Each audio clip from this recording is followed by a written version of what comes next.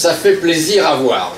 C'est vraiment d'abord le premier sentiment en vous remerciant tous d'être venus. Voilà, un merci particulier évidemment au maire de la commune sur laquelle nous sommes, l'ami Jacques Compin. Un grand merci à toi d'avoir organisé, préparé, permis cette manifestation, parce que le terme manifestation est vraiment complètement d'actualité. C'est à la fois un moment où on se retrouve et un moment où on a envie de partager quelque chose, une manifestation, puis c'est un moment donné où on dit aussi c'est plus possible.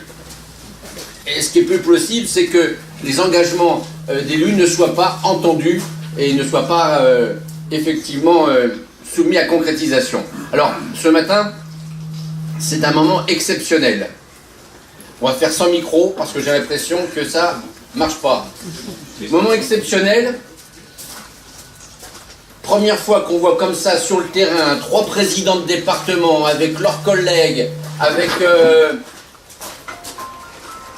une association économique, avec les élus du secteur qui sont dans un même mouvement pour dire et être entendus de la part d'un préfet de région par l'État sur un message simple qu'on rabâche depuis des décennies dans ce secteur.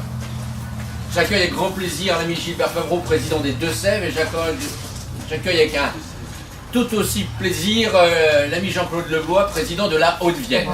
On est en train d'illustrer que quand des territoires sont là prêts à mettre leurs forces en commun, effectivement, il peut se passer quelque chose, et grâce à votre présence, il est en train de se passer quelque chose. Alors l'enjeu, il est simple. C'est d'abord un enjeu d'aménagement du territoire, et puis c'est un enjeu aussi de sécurité. L'enjeu de sécurité, il suffit de regarder les 2 cartes qu'on a mis. À chaque fois que vous avez un point vert, c'est un accident. À chaque fois que vous avez un point orange, c'est un mort. Et donc cette carte, elle ne doit plus exister. L'enjeu d'aménagement du territoire, c'est tout simplement 2 villes qui comptent dans l'histoire de France, dans le développement de la France, sur cette carte économique. 2 villes qui ont été préfectures de région, 2 villes qui pèsent par tous les enjeux qu'elles portent dans ce grand centre-ouest. Limoges et Poitiers et toute l'ère économique qu'il y a autour de ces 2 villes sont incontournables pour l'avenir de la Nouvelle-Aquitaine et effectivement pour tout ce secteur tourné soit vers la Touraine, le Val-de-Loire et puis aussi tourné vers le centre de la France. On ne peut pas ignorer cet axe-là.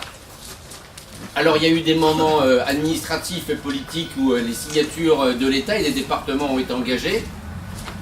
Contrat de plan État-région.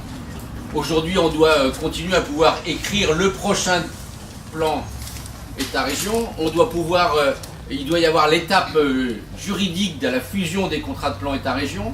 Il y a ce qu'on appelle la clause de revoyure. Derrière cette expression un peu trop technocratique, c'est surtout comment, avec l'ensemble des départements, avec la région, avec l'État, comment les choses sont imaginées.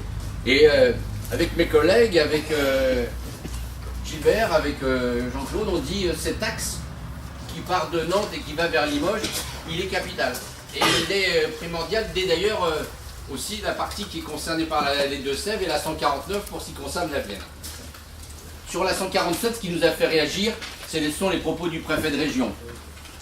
Dire qu'il n'y a pas le feu, qu'il n'y a pas d'urgence, c'est effectivement méconnaître. Alors,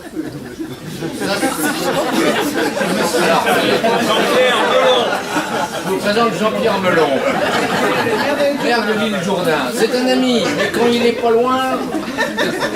Pour une fois, c'est pas moi. Pour une fois.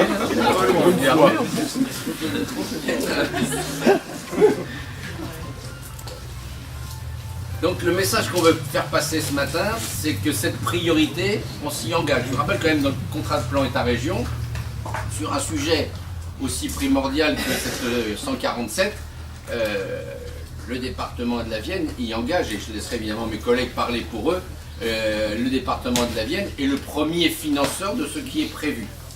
Alors ce qui est prévu, ce sont les 7 km là aujourd'hui autour de Lussac, et nous demandons, nous, dans le plus la clause de revoyure et qu'on profite de cette étape forte prévue par la loi en 2018 pour que soit actée la prochaine étape qui sera l'étape Fleuret-Lussac. C'est cela.